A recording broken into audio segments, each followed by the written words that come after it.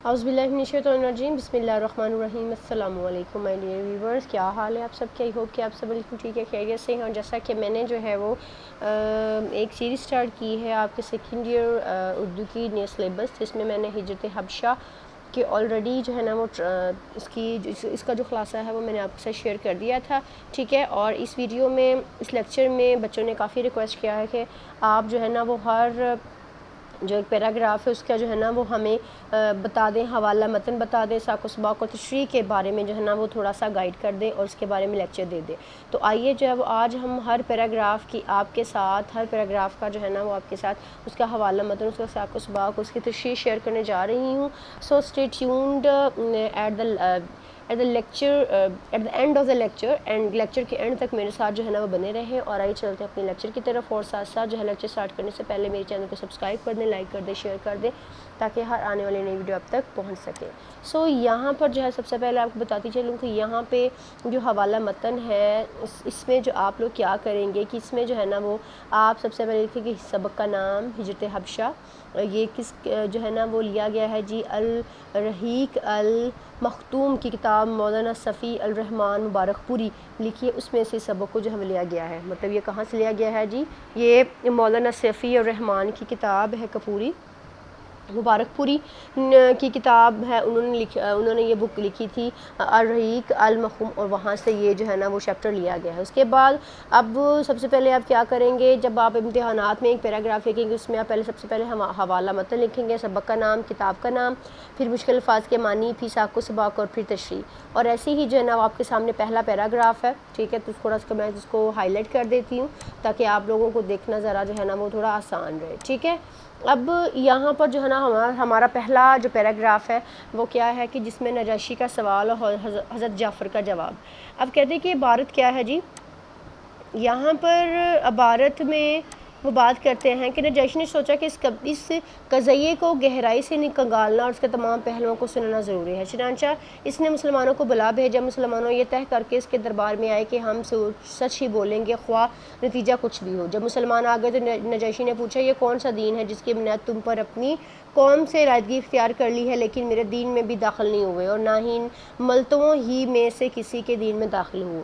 मुसलमानों के तर्जमान हज़रत जाफ़र बिन अबू तालिब रज़ियल्लाहु अन्हु ने कहा कि ए बादशाह, हम ऐसी कौम थे जो जहालियत में मुब्तला थी। इसने हमें ये हुक्म दिया कि हम सिर्फ अल्लाह की इबादत करें और उसके साथ किसी को शरीक ना ठहराएं, इसलिए हमें नमाज, रोज़ा, ज़कात का हुक्म दिया गया।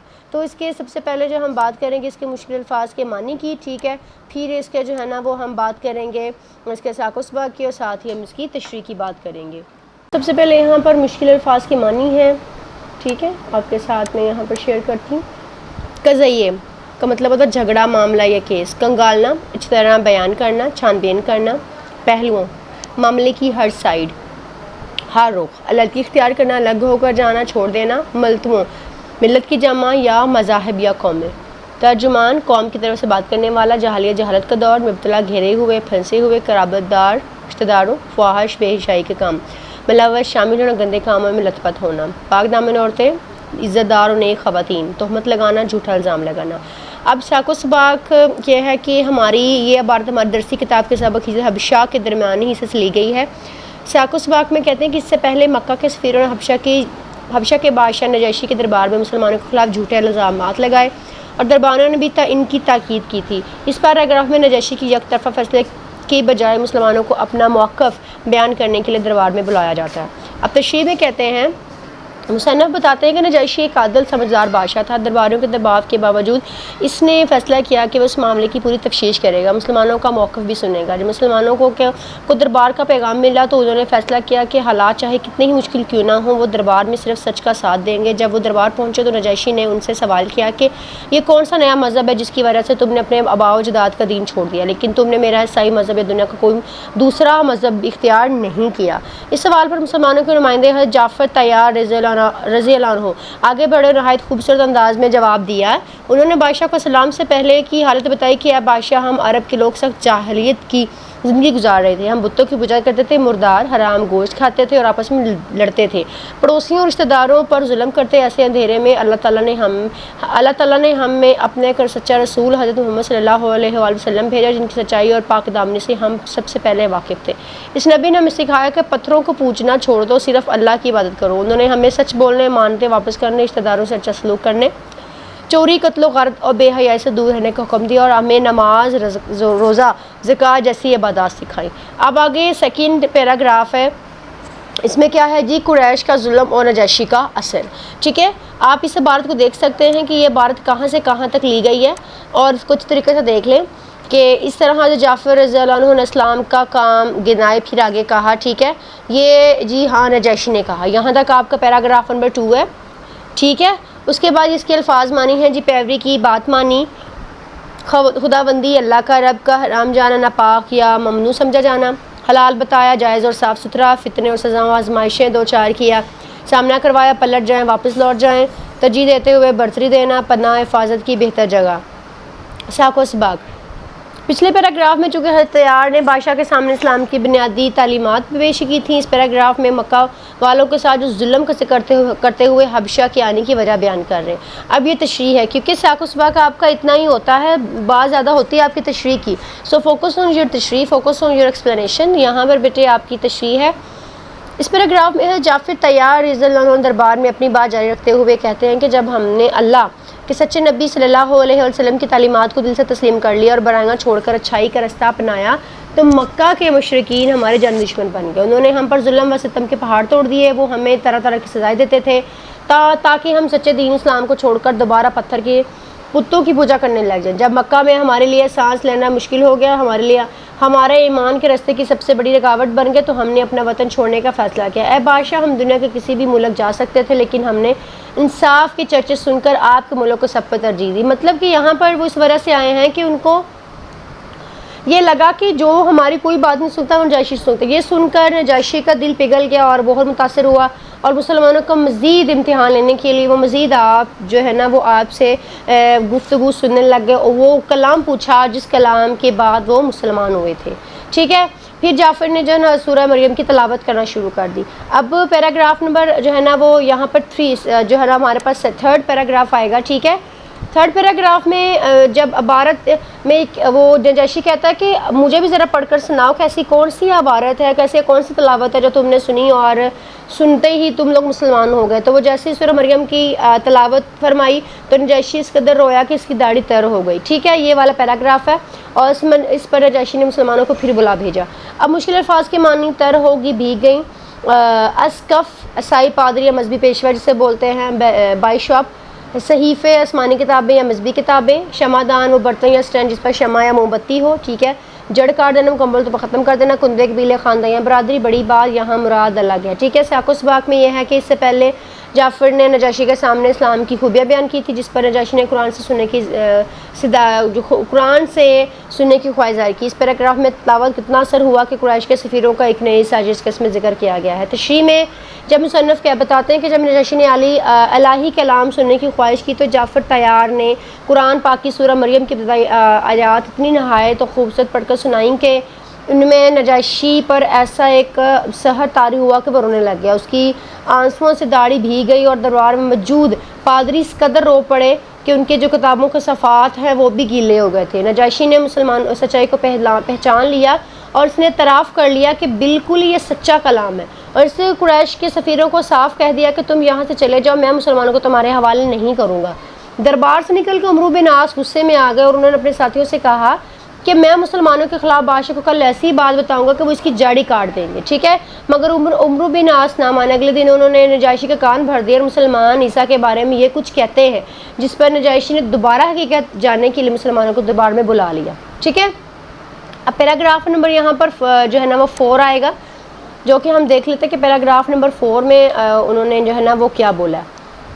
اب جی یہاں پر کہتے ہیں کہ اس عبارت میں اس دفعہ مسلمانوں کو اتنی گھبراہٹ ہوئی. عبارت ہے یہ جس کی آپ نے حوالہ متن تشریح کرنی ہے کہ انہوں نے طے کر لیا کہ وہ سچ ہی بولیں گی۔ چنانچہ وہ جب مسلمانوں کے دربار میں مسلمان نجاشی کے دربار میں حاضر ہوئے تو جعفر نے فرمایا کہ ہم حضرت عیسیٰ علیہ السلام کے بارے میں وہی بات کہتے ہیں جو ہمارے نبی لے کر آئے ہیں، یعنی عیسیٰ اللہ کے بندے اور اس کے رسول ہیں، اور اسی کی روح اس کا کلمہ ہے جیسے اللہ نے کمواری پاک دامن حضرت مریم علیہ السلام کی طرف القا کیا تھا۔ اس پر نجاشی نے زمین سے ایک تنکا اٹھا کر بولا کہ خدا کی قسم جو کچھ تم نے کہا ہے عیسیٰ سے اس تنکے کے برابر بڑھ کر نہ تھے۔ اس کے بعد نجاشی نے مسلمانوں سے کہا جاؤ تم لوگ میرے کلمروں میں امن و امان سے رہو، گھبراہٹ پریشانی خواہ چاہے روح کلمہ حضرت عیسیٰ کے القبات کمواری جس کی شادی نہ ہوئی ہو القا کیا تھا دل میں ڈالا، تنکا گھاس کا چھوٹا سا ٹکڑا نہ ہو حرکارت، کلمرو یہاں پر کہیں گے حکومت، تاوان کہیں گے جرمانہ، اور گوارا نہیں پسند نہیں،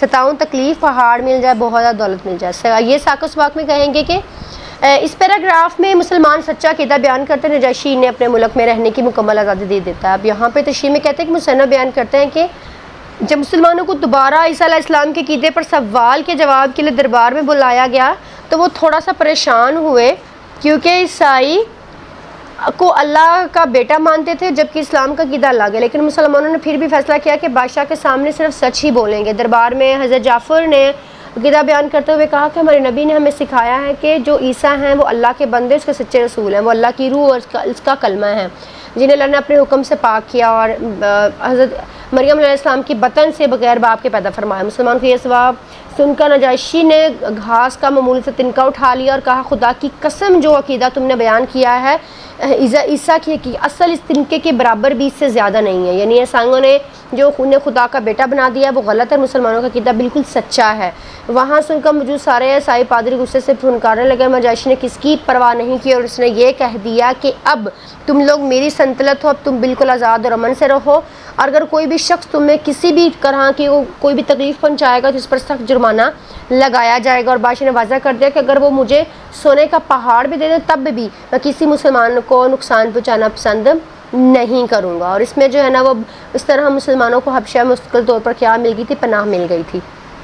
اب یہاں پر جو ہمارا نیکسٹ لاسٹ ہمارا ہے جی سیاق و سباق ہے، ٹھیک ہے، لاسٹ ہمارا پیراگراف ہے وہ یہاں پر ہے جی نجاشی کا فیصلہ اور قریشوں کی سفیروں کی ناکامی۔ جی تو آگے اب یہاں پر ہے جی میں نے یہاں پر پیراگراف پڑھا ہے، پیراگراف نمبر 5 ہوگا یہ آپ کا۔ مشکل الفاظ کے معنی ہے حاشیہ نشینوں، دربار میں بیٹھنے والے وزراء، مذاہبین، مخاطب ہو کر سامنے دیکھ کر بات کرتے ہوئے ہدیہ تحائف ملک واپس کیا تھا۔ یہاں مراد ہے کہ جب نجاشی کو دوبارہ اپنی کھوئی ہوئی بادشاہت ملی تھی تو اللہ نے اسے دوبارہ حکومت دی، بے آبرو ہو کر، ذلیل ہو کر، ٹھیک ہے۔ اور یہ واقعہ جو ہے نا وہ کہتے ہیں کہ ایک مستند کتاب کا نام ہے جہاں سے یہ واقعہ لیا گیا ہے، پھر اس جو ہے وہ ہجرت حبشہ میں اس واقعے کو جو ہے نا وہ ڈالا گیا ہے۔ تو اس میں وہ کہتے ہیں کہ سیاق و سباق اس سے پہلے حضرت جعفر نے نجاشی کے دربار میں حضرت اسلام کے بارے میں سچا اسلام کا عقیدہ بیان کیا، ٹھیک ہے۔ سیاق و سباق میں جو چیز ہوتی ہے نا وہ آپ لوگ یاد رکھ لیں کہ سیاق و سباق میں جو ہے وہ پیراگراف سے پہلے جو بات ہوئی ہوتی ہے نا وہ یہاں پر بیان کرتے ہیں۔ تو اسی وجہ سے اگر آپ دیکھیں تو جتنے بھی ہم نے یہ 4 کے 4 سیاق و سباق پڑھے نا اس میں سب سے پہلے یہی چیزیں بیان ہوئی، اس کے بعد پھر جو ہے نا وہ اینڈ پہ یہ چیز انہوں نے بولی ہے کہ ہم نیکسٹ کیا کرنے جا رہے ہیں۔ تو اس عبارت میں نجاشی کے سفیروں کو تحائف جو ہے نا وہ ٹھکرائے جا رہے ہیں۔ تو تشریح میں کہتے ہیں کہ مصنف بیان کرتے ہیں کہ مسلمانوں کا سچا موقف سننے کے بعد بادشاہ نجاشی نے اپنے درباروں وزراء کی طرف دیکھا، حکم دیا کہ مکہ کے ان دونوں سفیروں عمرو بن عاص اور عبداللہ بن ربیعہ کے لائے ہوئے تمام قیمتی تحائف انہیں واپس کر دیا جائے۔ نجاشی نے ایک تاریخی بات کہی کہ مجھے ان کے تحائف یا رشوت کا کوئی ضرورت نہیں ہے۔ اس نے ماضی ایک واقعہ یاد کرتے ہوئے کہا کہ جب اللہ تعالیٰ نے مجھے میرا ملک اور بادشاہیت واپس کی تھی تو اللہ نے مجھے اس سے کوئی رشوت نہیں لے گی، تو میں پھر اللہ اس کے سچے بندوں سے رشوت کیوں لوں۔ تو اس کے بعد پیراگراف کے دوسرے حصے میں المؤمنین حضرت سلمہ جو خود اس ہجرت میں شامل تھی ان کا جو ہے نا قول نقل کیا گیا ہے۔ فرماتی ہیں کہ نجاشی کے سخت اور ایمان فروز فیصلے کے بعد مکہ کے دونوں چالاک سفیر سخت ذلیل و رسوا ہو کر اپنے تحائف اٹھا کر دربار سے نکل گئے اور مکہ واپس لوٹ گئے، اور دوسری طرف ہم مسلمان حبشہ جیسے اچھے ملک میں نجاشی جیسے بہترین عادل پڑوسن بادشاہ کی پناہ میں بڑے حفاظت اور امن و سکون سے اپنی زندگی گزارنے لگے۔ تو یہ جو تھا ہمارا یہاں پر ہم نے جو ہے وہ یہاں پر اپنا اوور آل جو اس کی پوری جتنے بھی اس چیپٹر کے تھے پیراگرافس تھے وہ میں نے آپ کے ساتھ 1 بائی 1 ڈسکس کیے ہیں۔ اس کے پورے 5 پیراگراف بنے ہیں جو کہ میں نے آپ کے ساتھ کیے ہیں، ٹھیک ہے، شیئر کیے ہیں، اینڈ آئی ہوپ کہ آپ کو بیٹے ہر پیراگراف کی، ہر سیاق و سباق کی، ہر ورڈ میننگ کی اچھی طریقے سے سمجھ آئی ہوگی، ٹھیک ہے۔